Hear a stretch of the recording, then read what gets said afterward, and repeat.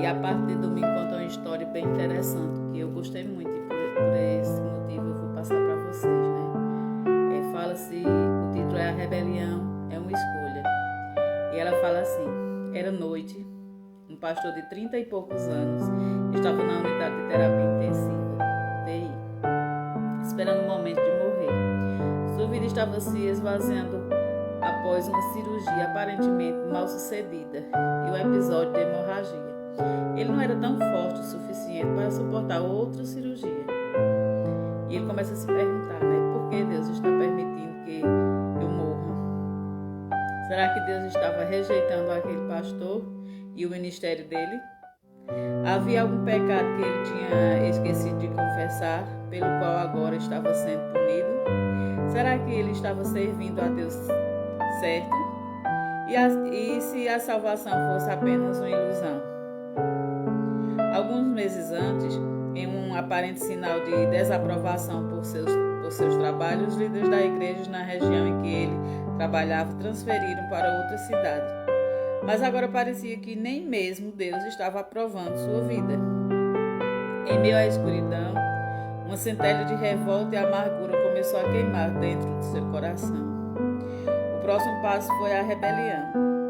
Todas as suas experiências religiosas pareciam uma farsa. Ele sentia que Deus não era aquele Salvador e amigo bondoso sobre o qual sempre havia pregado. Um versículo passou por sua mente, que está lá em João capítulo 6, versículo 37, que diz: o que vem a mim, de modo nenhum lançarei fora. De manhã, depois de uma noite conversando com Jesus e sem receber nenhuma evidência de aceitação de Deus, ele foi visitado por uma enfermeira, que orou e cantou um hino com ele.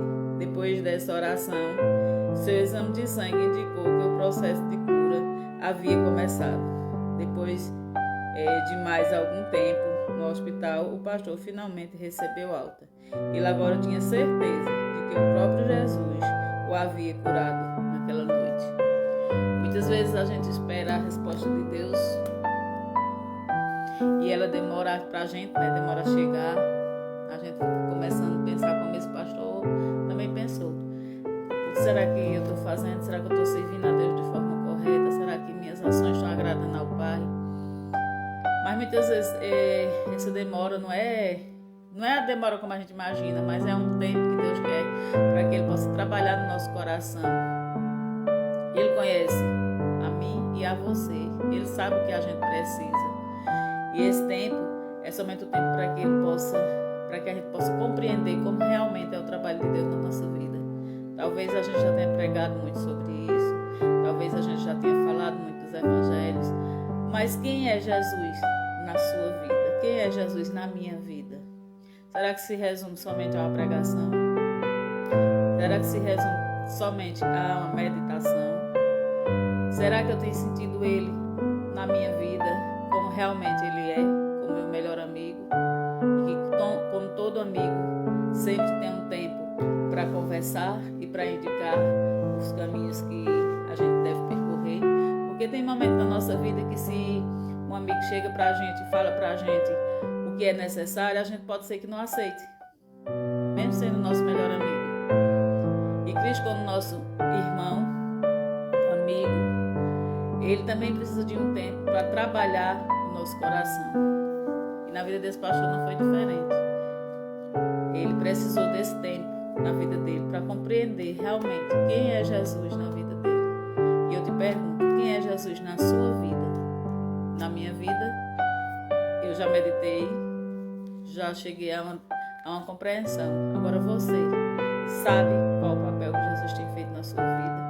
Qual os momentos que você tem permitido que Ele trabalhe na sua vida? Ou será que você fica como esse pastor se perguntando,